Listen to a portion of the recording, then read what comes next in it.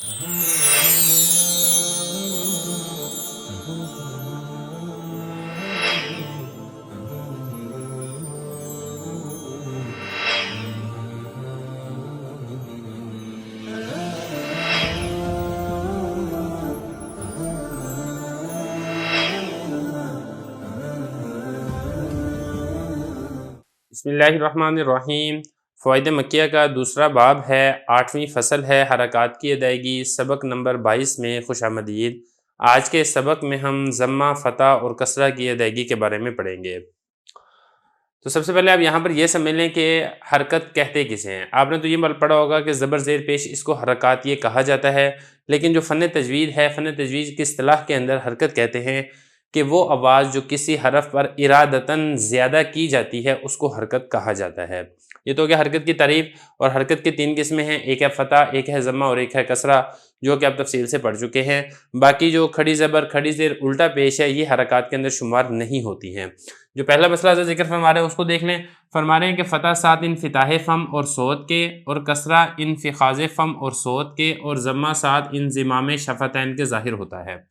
इसका मतलब क्या है? फ़तह आपको मालूम है कि ज़बर को कहा जाता है, तो फ़तह का तरीका ये है कि आपका मुंह खुलना चाहिए। इन्फ़िताह का मतलब होता है खुलना, और फ़म ये कहते हैं मुंह को।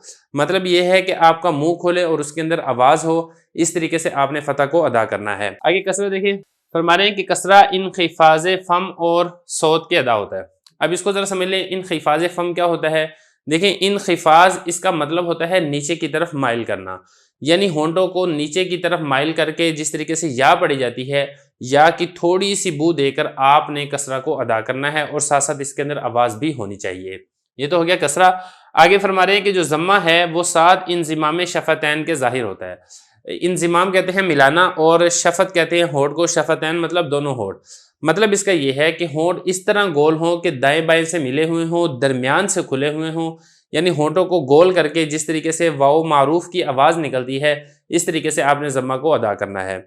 अच्छा, यहाँ पे एक सवाल ये पैदा होता है कि यहाँ पे जिस तरीके से पहले हज़रत ने यहाँ पे जिक्र किया है कि सौत होनी चाहिए फ़तह के साथ भी, इसी तरीके से कसरा के साथ भी हज़रत ने सौत का जिक्र किया है, लेकिन जो ज़म्मा है, ज़म्मा के साथ सौत का जिक्र क्यों नहीं किया है? इसकी वजह क्या है? वजह इसकी यह है कि देखें, जब आपके होंठ गोल मिले हुए होंगे तो हर शख्स ये समझ जाएगा कि यहाँ पे ज़म्मा अदा हो रहा है, लेकिन जब आपका मुंह खुला हुआ होगा या मुंह नीचे की तरफ माइल होगा तो हर शख्स को अंदाज़ा नहीं हो सकता है कि आप कौन सी हरकत अदा कर रहे हैं। इसीलिए वहाँ पर सौत की लफ्ज़ जिक्र किया है, जबकि यहाँ पर यानी जो ज़म्मा है इसमें सौत का लफ्ज़ जिक्र नहीं किया है, कि सुनने वाले को खुद ही इस चीज़ का अंदाज़ा हो जाएगा। आगे देखें, आगे फरमा रहे हैं कि अगर फ़तह में कुछ इन्ख़िफ़ाज़ हो तो फ़तह मुशाबे कसरा के हो जाएगा, और अगर कुछ इंज़िमाम हो गया तो फ़तह मुशाबे ज़म्मा के हो जाएगा। अब इसका मतलब क्या है?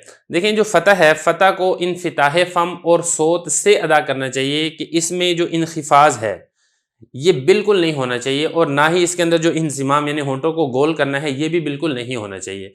क्योंकि अगर आप इन्ख़िफ़ाज़ करेंगे तो फिर इस वक्त जो फ़तह है वो कसरा के मुशाबे हो जाएगा, और अगर आप इंज़िमाम करेंगे तो फ़तह ज़म्मा के मुशाबे हो जाएगा। तो इस तरीके से जो फ़तह है वो मारूफ अदा नहीं होगा, वो मजहूल अदा होगा। लिहाजा जब भी आप फ़तह अदा करें तो फ़तह अदा करते वक्त कामिल इन्फ़िता होना चाहिए, जो मुँह है वो कामिल तरीके से खुलना चाहिए। क्योंकि अगर आपका मुँह कामिल तरीके से नहीं खुलेगा तो फिर फ़तह की अदायगी के अंदर रुकावट पैदा होगी, और ये पता नहीं चलेगा कि आप फ़तह पढ़ रहे हैं या फिर आप ज़म्मा या कसरा पढ़ रहे हैं। तो खुलासा ये है कि यहाँ से हज़रत जो फ़तह, ज़म्मा, कसरा है उनकी अदायगी के अंदर जो गलतियाँ होती हैं उसके बारे में बता रहे हैं कि फ़तह में अगर आप कुछ इन्ख़िफ़ाज़ करेंगे तो फ़तह की कसरा के साथ मुशाबहत हो जाएगी। क्यों? क्योंकि कसरा के अंदर इन्ख़िफ़ाज़ होता है। इसी तरीके से अगर फ़तह में आप इंज़िमाम करेंगे, होंठों को गोल करेंगे, तो फ़तह की जो मुशाबहत है वो ज़म्मा के साथ हो जाएगी। तो लिहाजा फ़तह में आपने इस चीज़ का ख्याल रखना है। ऐसे ही कसरा में अगर कामिल इन्ख़िफ़ाज़ ना होगा तो मुशाबे फ़तह के हो जाएगा, बशर्ते कि इन्फ़िताह हो गया हो। अगर कुछ इंज़िमाम हो गया तो कसरा मुशाबे ज़म्मा के हो जाएगा।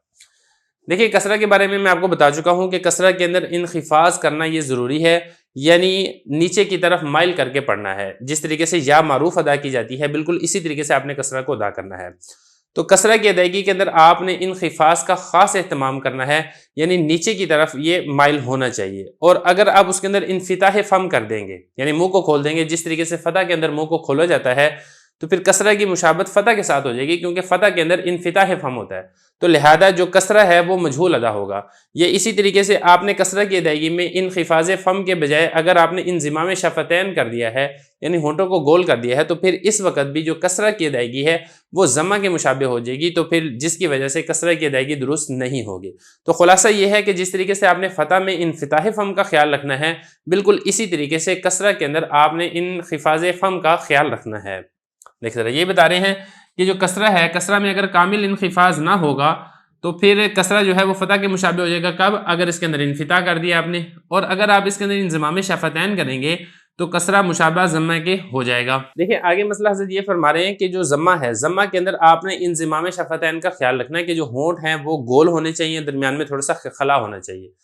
اگر آپ ضمہ میں انضمام شفتین کا خیال نہیں کریں گے بلکہ آپ اس کے اندر انخفاض فم کر دیں گے تھوڑا سا، تو پھر ضمہ ہے اس کی مشابہت کسرہ کے ساتھ ہو جائے گی۔ یہ اسی طریقے سے اگر آپ ضمہ کے اندر انفتاح فم کر دیں گے، منہ کو کھول دیں گے، تو پھر ضمہ کی جو مشابہت ہے وہ فتح کے ساتھ ہو جائے گی، اور یہ دونوں طریقے یہ غلط ہیں۔ تو پھر جو اصول ہے کہ اس کے اندر واو معروف کی ہلکی سی بو ہونی چاہیے، اس طریقے سے آپ نے ضمہ کو ادا کرنا ہے، تو پھر یہ معروف نہیں رہے گی بلکہ مجہول ادا ہوگی، جو کہ طریقہ ادا کے خلاف ہے۔ تو لہذا اس چیز کے اندر بھی آپ نے خیال رکھنا ہے کہ جب آپ ضمہ کی ادائیگی کریں تو انضمام شفتین کر کے آپ نے ضمہ کی ادائیگی کرنی ہے۔ انخفاض فم یہ بھی نہیں ہونا چاہیے، اور اسی طریقے سے انفتاح فم یہ بھی نہیں ہونا چاہیے۔ یہی بتا رہے ہیں کہ اور ضمہ میں اگر انضمام کامل ہو، کامل طریقے سے آپ نے ہونٹوں کو گول کر کے آپ نے ادا کرنا ہے، اگر کامل انضمام نہیں کیا تو کسرہ کے مشابہ ہو جائے گا۔ کب؟ اگر اس کے اندر انخفاض فم ہو گیا ہے، اور اگر اس میں کچھ نہ کچھ انفتاح پایا گیا تو پھر یہ فتح کے مشابہ ہو جائے گا، جس کی وجہ سے اس کی ادائیگی یہ درست نہیں ہوگی۔ تو بہرحال یہ اس 8ویں فصل کا پہلا سبق ہے جس کے اندر ضمہ، فتح اور کسرہ اس کی ادائیگی کا طریقہ بتایا گیا ہے۔ میں خلاصتاً آپ کو دوبارہ بتا دیتا ہوں کہ فتح کے اندر آپ نے انفتاح فم کا خیال رکھنا ہے، کسرہ کے اندر آپ نے انخفاض فم کا خیال رکھنا ہے، اور ضمہ کے اندر آپ نے انضمام شفتین کا خیال رکھنا ہے۔ اگر ان تینوں میں سے بھی کچھ بھی آپ نے کسی اور کی طرف مائل کر کے پڑھیں گے تو پھر ان تینوں حرکات کی ادائیگی یہ غلط ہو جائے گی۔